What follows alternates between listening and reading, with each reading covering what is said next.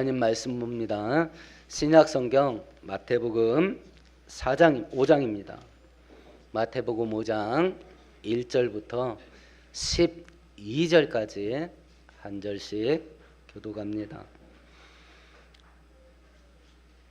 예수께서 무리를 보시고 산에 올라가 앉으시니 제자들이 나온지라. 심령이 가난한 자는 복이 있나니 천국이 그들의 것이며 온유한 자는 복이 있나니 그들이 땅을 기업으로 받을 것이며 긍휼히 여기는 자는 복이 있나니 그들이 긍휼히 여김을 받을 것이며 화평케 하는 자는 복이 있나니 그들이 하나님의 아들이라 일컬음을 받을 것이며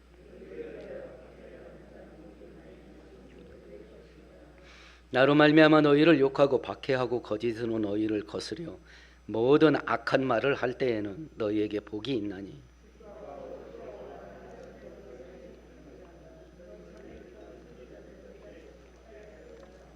아멘. 아멘. 5장에서 7장은 예수님께서 제자들을 많은 무리 가운데 따로 떼어 놓으시고 산 위로 데리고 올라가셔서 그들에게 주신 교훈입니다. 그래서 산 위에서 주신 교훈이다 라고 해서 산상수훈이라고 하기도 하고, 산 위에서 주신 보배로운 교훈이라고 해서 산상보훈이라고도 합니다. 그 중에 우리가 읽었던 1절부터 12절까지는요 일종의 서론 역할을 하는 본문으로 자기를 따르는 제자들에게 예수께서 하나님의 사람은 이런 사람이어야 된다 라고 하는 것을 교훈하시는 본문입니다. 오래전에 한 고등학교 3학년 교실에서 한 교육기관이 여론조사를 했습니다.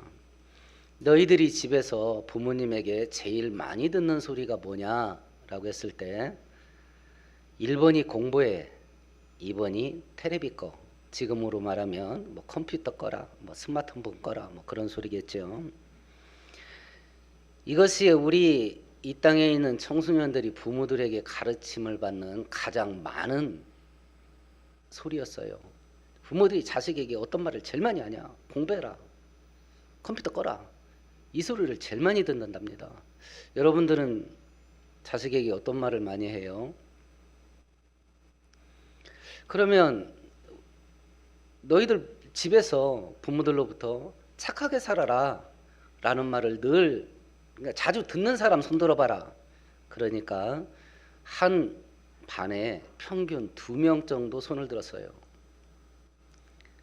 그 아이들이 이제 향후 10년 지나면 이 땅의 주역들이 될 겁니다. 착하게 살아야 된다는 소리도 못 들어봤어. 그런 아이들이 이 땅의 주역이 되고 30대 40대 돼서 주축이 되면 어떤 일이 벌어질까? 어떤 일이 벌어질까? 우리 아버지 되신 하나님은 우리들에게 뭘 가르치실까? 우리들한테 그걸 가르치신 내용이 1절부터 12절까지예요. 내 자식들은 이래야 돼. 하늘에 속한 사람들은 이래야 된다. 말씀하신 건데 전부 사람 됨됨이에요. 사람 됨됨이. 내 자식들은, 하늘에 속한 사람들은 사람 됨됨이가 이래야 돼 라고 말씀하신 것이 1절부터 12절까지입니다. 우리가 읽어보았습니다만 여기에 능력이 있어야 된다, 실력이 있어야 된다, 재주가 출중해야 된다, 뭐 이런 말이 없습니다. 이런 말이 없어요. 우리가 예수를 믿게 되면 내가 느끼든지 내가 느끼지 못하든지 성령 하나님께서 우리 영혼 속에 들어와요. 그래서 아담의 범죄함으로 죽은 우리의 영혼을 살려내요. 영혼이 살아납니다. 예수 믿으면. 그걸 내가 느낄 수도 있고 느끼지 않을 수도 있어요. 어떤 사람은 처음 성령 받을 때 몸의 신비적인 체험을 동반하면서 성령 받을 수 있어요. 우리 기독교 연구기관의 그 통계 여론조사를 보니까 대략 10%쯤 됩니다. 성령들일 때 막 뜨거운 막 그 열기를 느꼈다든지 진동을 느꼈다든지 아니면 입신 경험을 한다든지 갑자기 방언이 툭 터진다든지 이런 신비 경험. 그럼 성령께서 내 안에 들어오신 것이 뭐 확연히 드러나지요. 육체적인 경험까지 동반했으니까요. 그게 100명 성도들 가운데 10명쯤 된답니다. 그럼 나머지 90%는 뭐냐? 모르는 거예요. 모르는 겁니다. 그게 일반적이에요. 왜냐면 요한복음 4장에 보면 니고데모라고 하는 율법 교사가 예수님 찾아와서 어떻게 해야 천국 갑니까? 라고 했을 때 예수님이 다시 태어나야 된다 이렇게 말할 때 니고데모가 깜짝 놀랍니다. 아니 선생님, 제가 지금 나이가 70입니다. 노인이라, 그러니까 70이라고 하진 않았는데 자기가 나이가 많다고 그랬습니다. 저도 다 늙은입니다. 제 어머님 벌써 돌아가셨어요. 제가 어떻게 어머님 태 속에 들어갔다 또 태어납니까? 육적인 탄생을 얘기한 거예요, 니고데모가. 그러니까 예수님께서 뭐라고 말했냐면 육으로 태어난 것은 육이고 영으로 태어난 것은 영이다. 그 두 번째 태어나는 건 영으로 태어나야 된다. 그러면서 바람 비유를 드셔요. 바람이 어디로 와서 어디로 가는지 아무도 모른다. 그런데 바람이 부는 것은 소리를 듣고 알 수 있고 나뭇가락이 흔들리는 걸 보면 알 수 있다. 영으로 나는 자가 이와 같다. 성령이 내 안에 들어오는지 나가는지 나 몰라. 그런데 내 안에 성령께서 있음을 증명하고 확증할 수 있는 여러 가지가 있죠. 첫 번째는 누구든지 성령으로 말미암지 않고는 하나님을 아버지라 할 수 없느니라. 그래서 하나님을 아버지라 부르면 아, 성령께서 내 안에 계시구나. 그러니까 성경을 통해서 확증하는 거예요. 성령이 내 안에 들어오시면 죄에 대한 저항이 일어나요. 죄에 대한 저항. 옛날엔 양심에 가책도 없이 했던 일이요. 근데 지금 찝찝해 죽겠어. 딱 끊는다는 말이 아닙니다.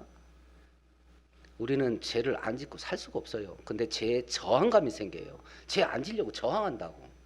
그런 것들을 보면 우리 안에 성령이 계심을 우리가 확증하는 것이요. 예배를 사모하게 되고 하나님을 사랑하게 되고 그런 열망이 일어나게 되고 이런 것들이 우리 안에 성령이 있다는 증거로 하나님께서 말씀하시는 것들인데 그 성령 하나님께서 우리 안에 들어오시면 활동을 해. 활동을 해요. 여러분들이 우리가 하루 24시간 살다 보면 몸을 움직입니다. 우리 몸뚱아리를 움직여요. 움직일 때 아무 의미 없이 막 움직입니까? 그 행동을 하는 어떤 목적이 있잖아요. 목적이. 성령께서 우리 안에 들어오셔 활동을 하면 성령이 활동하는 방향이 어떤 방향일까요? 성령이 우리 안에서 활동하는 목적이 뭘까요? 어떤 목적을 가지고 성령 하나님께서 활동을 할까요? 우리 안에서.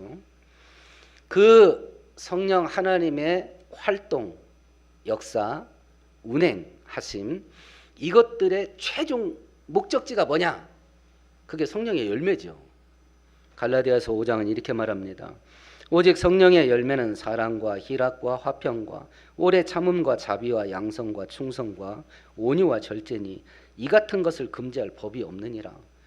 성령께서 우리 안에 들어와서 활동을 하신대요. 그 활동의 최종 결과물이 뭐냐면 9가지 열매예요.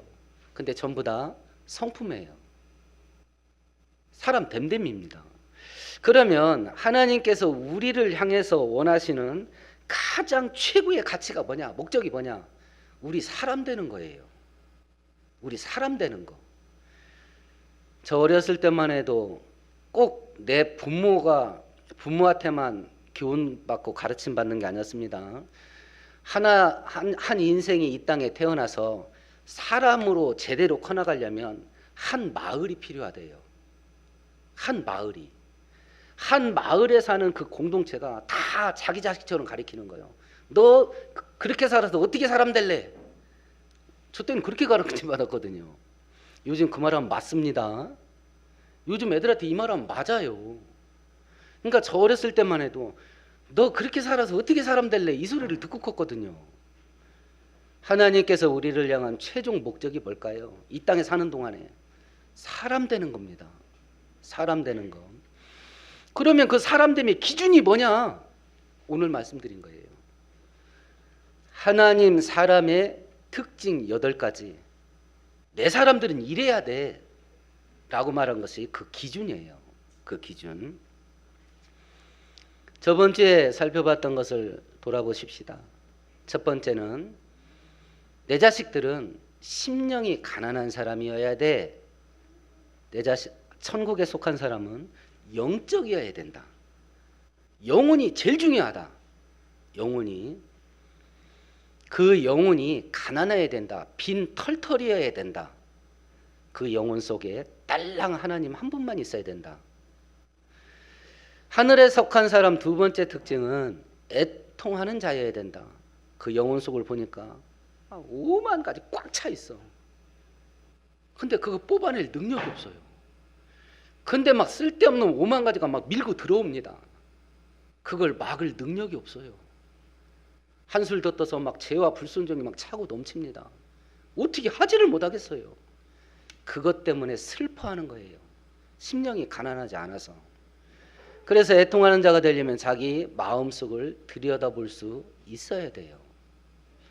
오늘 본문에는 5절과 6절을 통해서 나머지 2개의 특징을 살펴볼 겁니다.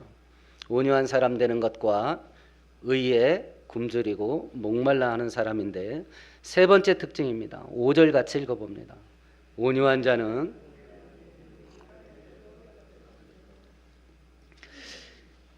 하나님의 사람, 하나님의 자녀는 온유한 사람이어야 된답니다. 온유한 사람.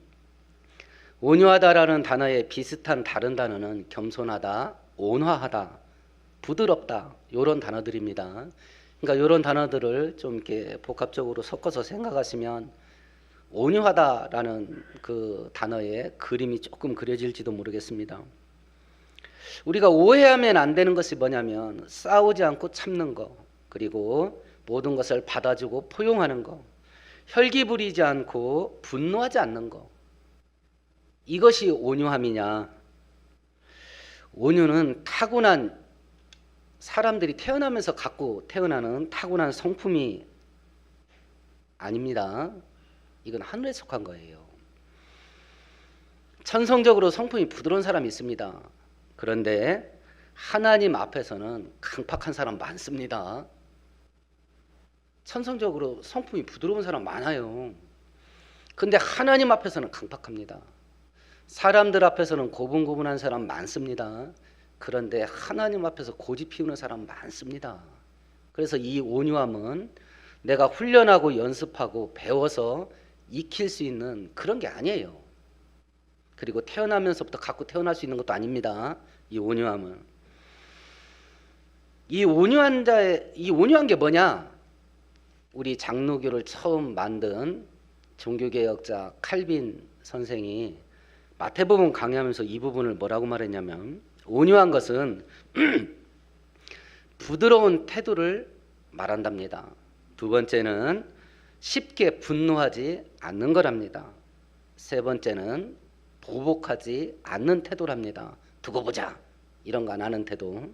네 번째는 끝까지 참는 거랍니다. 아니, 이런 태도 갖고 사는 사람 주변에 많은데? 라고 할 수 있습니다. 이걸 부연 설명하면서 뭐라고 말했냐면, 그걸 왜 하냐? 그걸 왜 하냐? 힘이 없어 당하는 것이 아니라 예수님 때문에 당한다. 온유한 자는.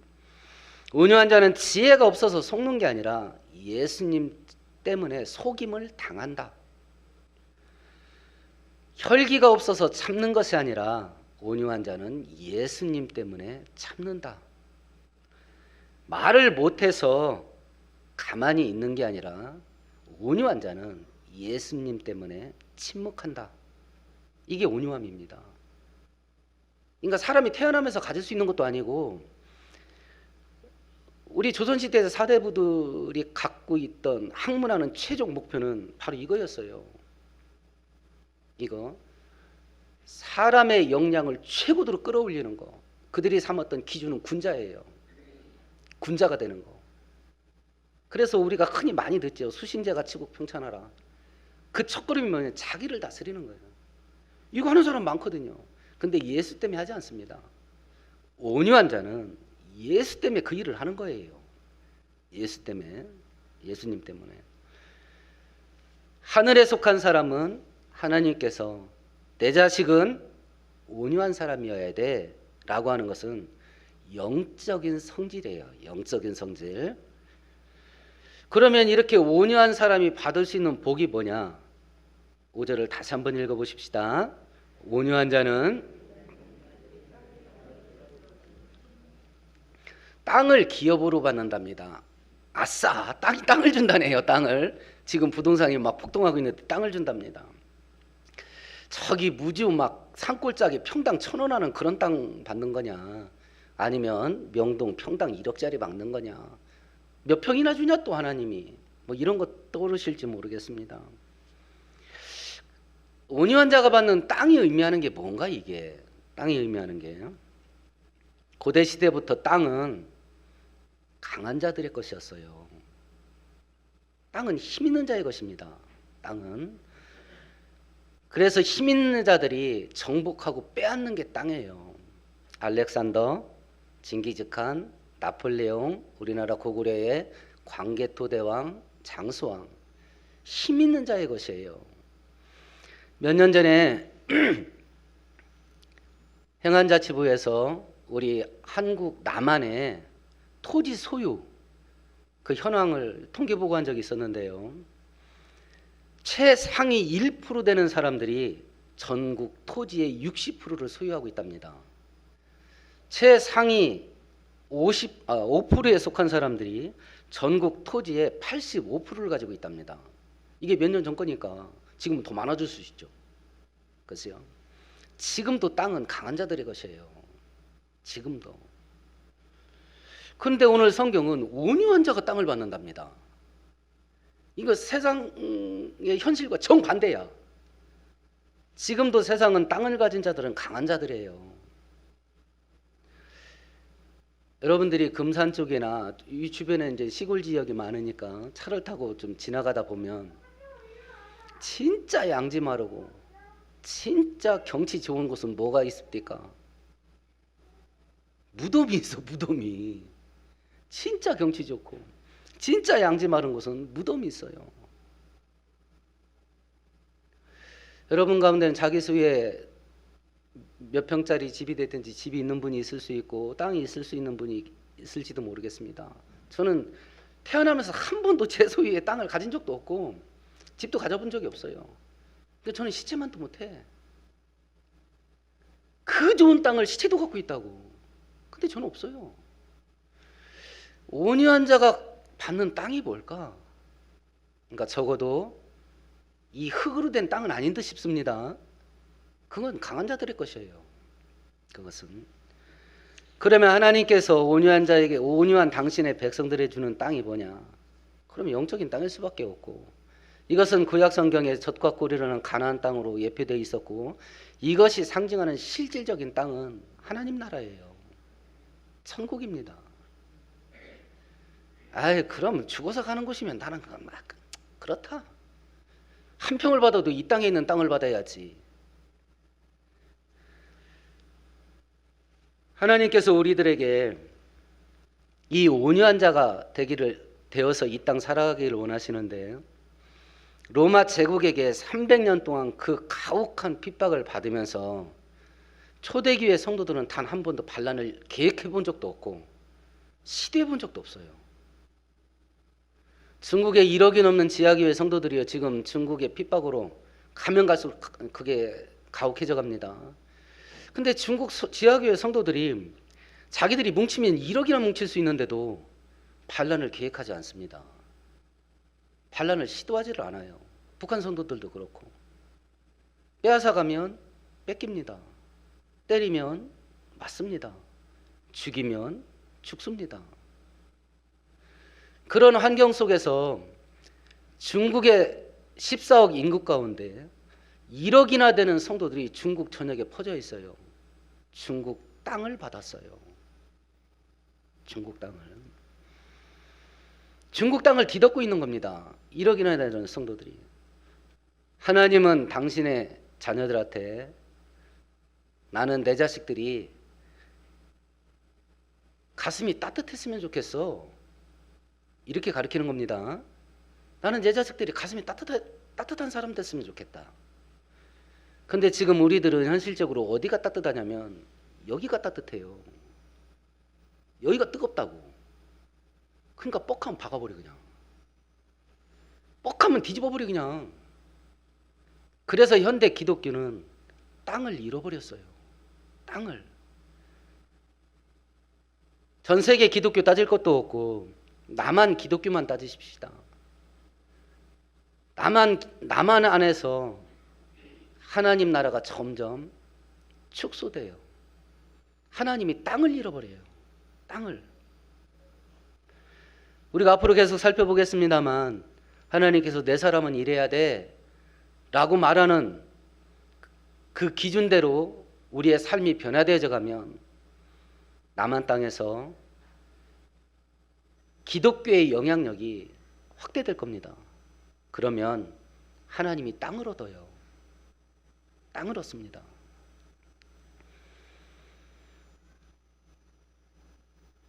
우리가 성경대로 신앙생활하지 못하는 것 때문에 이 남한 땅에서 기독교가 축소되어져 가고 있고 하나님을 섬기는 영역이 점점 줄어들어가요.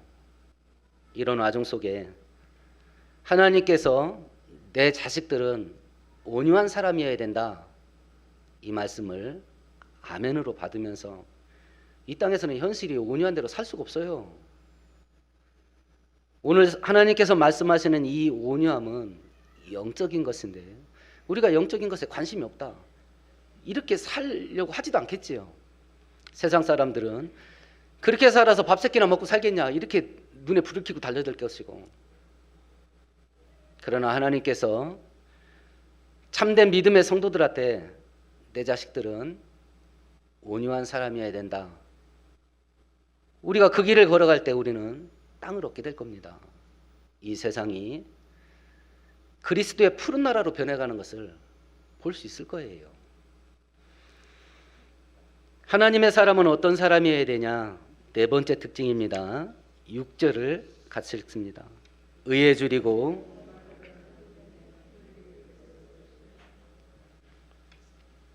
의에 굶주리고 목마른 사람 되어야 된다.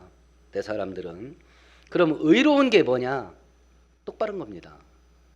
의로운 게 뭐냐? 올바른 거예요.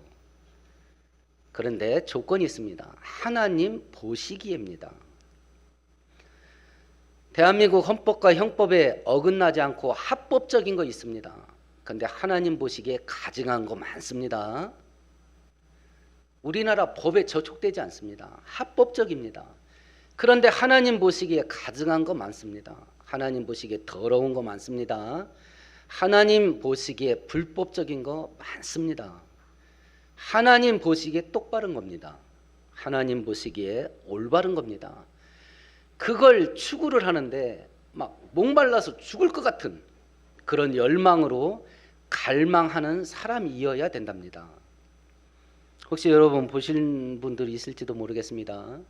아프리카 굶주리는 아이들을 도웁시다 라고 하는 공익 광고 방송을 보았는데 아이들이 나무 껍질을 벗겨 먹습니다. 그러니까 기자가 물어봅니다. 야, 그거 먹는 거냐? 먹는 거 아니랍니다. 그거 왜 먹냐? 배고파서 먹는답니다. 고운 진흙, 그 고운 황토, 그걸 애들이 막 그 곱게 갈아가지고 물 묻혀가지고 임전미처럼 걸쭉하게 반죽을 합니다. 그걸 먹는 거예요, 흙을. 야, 그거 먹는 거냐? 먹는 거 아니랍니다. 왜 먹냐? 그러니까 배고파서 먹는답니다. 이게 굶주림이에요. 막 죽을 것 같은 거예요, 배고파서. 그래서 막 나무껍질 뜯어 먹는 겁니다. 흙을 먹는 거, 흙을. 내가 하나님 앞에서 똑바른 사람 돼야 될 텐데 이 열망이 굶주림이 돼야 된다는 거예요. 굶주림이.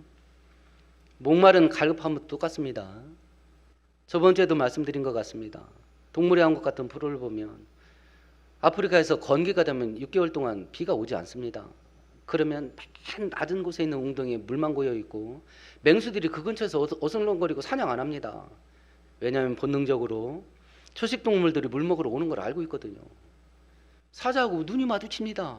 그 쭈삣쭈삣쭈삣해요. 그러면서도 마셔. 그리고 일부는 잡아먹힙니다. 이게 목마름이야. 이게. 그래서 다윗이 하나님의 은혜를 사모할 때 어떤 태도로 사모해야 될 거냐? 시편 42편에 하나님이여 사슴이 시냇물을 찾기에 갈급한 같이 내 영혼이 주를 찾기에 갈급하나이다. 이런 갈급함 가지고 내가 하나님 앞에서 똑바로 해야 될 텐데 막 죽을 것 같이 사모하는 거예요. 그걸 죽을 것 같이. 지금 우리가 무엇에 목말라 하고 지금 우리가 무엇에 배고파 하는가 하는 걸 돌아보십시다. 막 채워지지 않아서 막 죽을 것 같아요. 저걸 원하는데 채워지지가 않아. 돈입니까 혹시? 혹시 세상에서 성공하고 출세하는 겁니까? 다른 사람 다 막 돈 펑펑 쓰면서 재밌고 즐기고 편하게 사는데 바로 그겁니까? 무엇을 목말라 하고 무엇을 갈급해 하는가? 하늘에 속한 사람은 하나님 앞에서 똑바로 돼야 되는데 이걸 죽을 것 같이 갈망해야 된답니다. 죽을 것 같이. 저번 주에 저도 목사이지만 사람이니까 저도 이게 막 흐트러집니다. 저도. 그러면 제가 그때 꼭 하는 일 중에 하나가 탈북자들 방송 다시 한번 보는 것과 북한이나 중국의 이슬람에 있는 지하교회 성도들 그 책들을 봐요. 전국의 사람 리쿠안이라는 책을 저번 주에도 소개했는데요. 이 리쿠안이라는 형제가 교회 지도자니까 넓은 지역을 돌아다녀야 됩니다. 교회를 돌봐야 되니까. 근데 이 사람이 다른 지역으로 갈 때 하는 기도가 하나 있어요. 그게 뭐냐면 하나님 제가 이동을 할 때에 공안을 중국 경찰입니다. 공안을 만나서 너 기독교인이지? 라고 하는 질문을 받지 않게 해주세요. 그래서 거짓말하는 유혹을 받지 않게 해주세요. 이러고 여행을 떠납니다. 이게 무슨 기도냐면 저도 이 책 읽다가 기가 막히더라고. 중국 공안들은요, 중국 기독교인들이 거짓말 안 하는 거 알고 있답니다. 기가 막히지요? 그래서 검문을 할 때 물어본대요. 너 기독교인이야? 하고 물어본답니다. 뭐 수색 안 한대. 말로만 물어본답니다. 너 기독교인이야? 그럼 중국 기독교인들은 거짓말 안 하는 걸 경찰이 알고 있대요. 그 질문을 받으면 중국 기독교인들은 예, 기독교인입니다. 이런다는 거예요. 자, 우리 한국 기독교를 생각해 보십시다. 우리 한국 경찰이 한국에 교회 다니는 사람들 거짓말 안 해. 이걸 경찰들이 인정하는가? 우리 남한은. 우리는 한국 경찰이 당신 교회 다녀? 라고 했을 때 나 교회 다닌다 라고 해도 아무런 해를 안 받아요. 근데 중국에서 이 말했다는 감옥 갑니다. 그런데도 중국 지하교회 성도들이 너 기독교인이냐? 라는 질문을 받으면 기독교인이라고 말한답니다. 그걸 다른 사람이 인정하는 게 아니라 중국 공안이 인정한대요. 중국 공안들이. 기가 막히지 않습니까? 그러니까 이 교회 지하교회 지도자가 다른 지역으로 옮길 때 공안을 만나서 너 기독교인이지? 이 질문을 받지 않게 해달라고 기도하고 옮겨 다니는 거예요. 이게 뭐냐면 바로 이거예요. 의에 굶주리고 목말라 하는 거예요. 내가 죽어도 하나님 앞에서 똑바라야 된다. 내가 죽어도 하나님 앞에서 올바라야 된다. 그걸 목숨 걸고 사모하는 거예요. 하늘에 속한 사람은 이래야 된다. 지금 하나님이 우리들에게 말씀하시는 겁니다. 내 자식은 이래야 돼. 내 자식은. 요즘 최상위층에 있는 사람들이 자기 자식 앞길 열어주려고 오만 꼼수 부리는 것들이 뉴스에 계속 나옵니다. 뉴스에 계속 나옵니다. 야, 그걸 자식들한테 그게 말이 되나 싶어요. 말이 되나? 순종이가 중장비 자격증을 하나 따려고 학원 다니고 있었어요. 예정이도 같이 다녔습니다. 근데 뭐 특별한 일이 있어서 도중에 예정이는 나와야 됐어요. 근데 학원 그 원장이 그 학원비 80만 원을 내면 너는 그냥 따게 해줄게 이랬다는 거예요. 저한테 전화가 왔어요.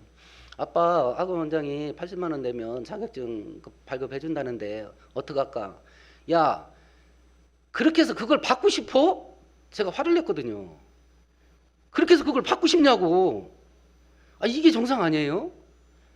근데 자식이 뻔히 보는 데서 오만 꼼수를 부려가지고 자식들이 앞길을 열어, 그걸 뻔히 자식 앞에서 그런 일을 하는데, 야, 이게 뭐냐 이게. 그리고 우리가 만일 올바른 길을 걸어가려면 우리 자식들은 계속 밀려야 될 거고, 그럼 한국 기독교인 부모들이 어떤 행동을 하게 될까? 한국 기독교인 부모들이 어떤 행동을 하게 될까? 어떤 행동을?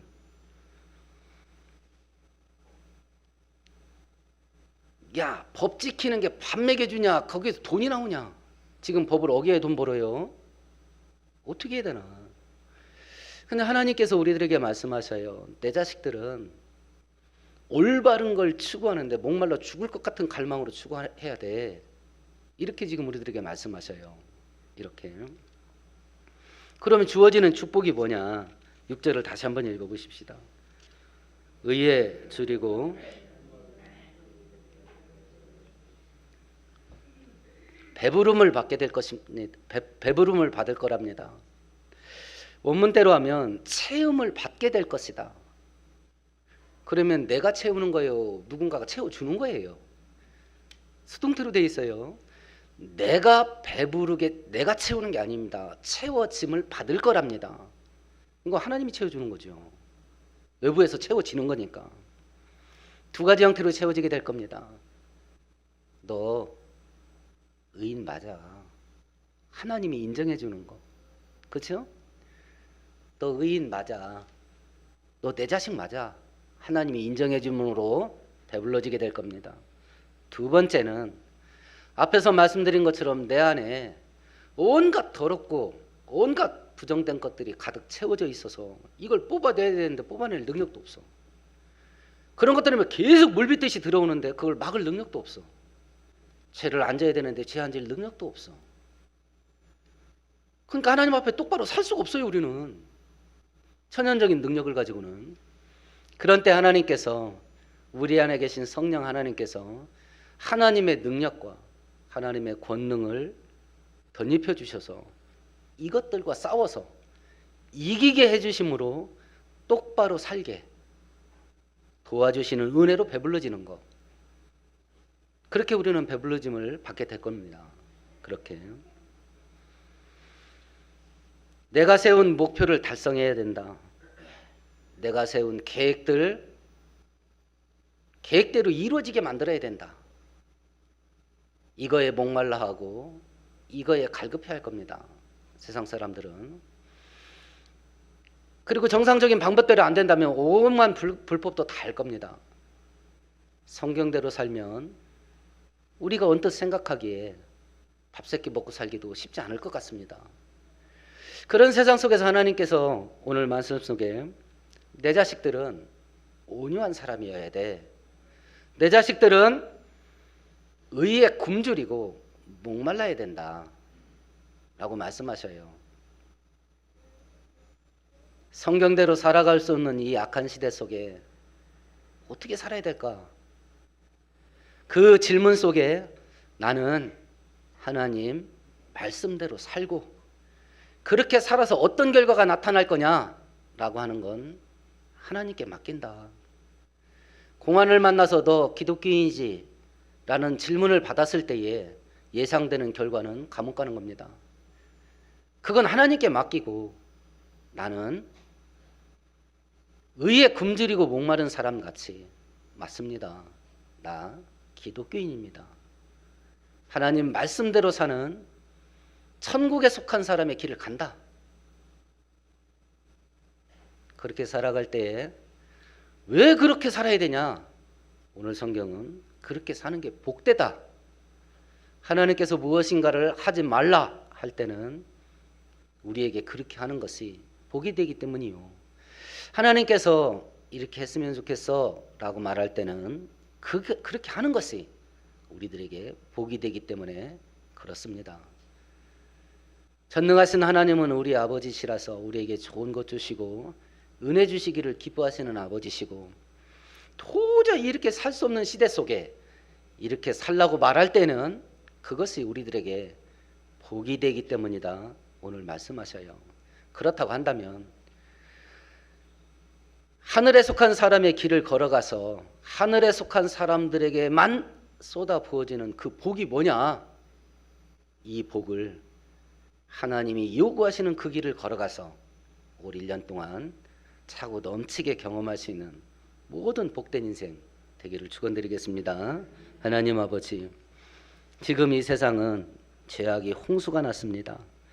사람들의 심성이 점점 흉폭해져서 재미삼아 사람 죽이는 시대가 되었습니다. 이렇게 성경대로 살 수 없는 시대에 하나님께서 내 자녀들은 이런 사람 되어야 된다 요구하시는 특성들을 우리 힘과 능력으로는 살아갈 수 없사온데, 하나님께서 은혜 주시고 성령 충만케 하시면 그 길을 갈 수 있겠습니다. 우리 모든 성도들에게 능력을 물붓듯이 부어주셔서 하나님의 말씀의 길, 진리의 길, 생명의 길을 걸어가게 하시고, 그런 자들에게 부어주시는 약속된 은혜와 축복 올 1년 동안 마음껏 누리며 사는 귀한 성도들 되게 하여 주옵소서. 예수님 이름으로 축복하고 기도합니다. 아멘. 아멘.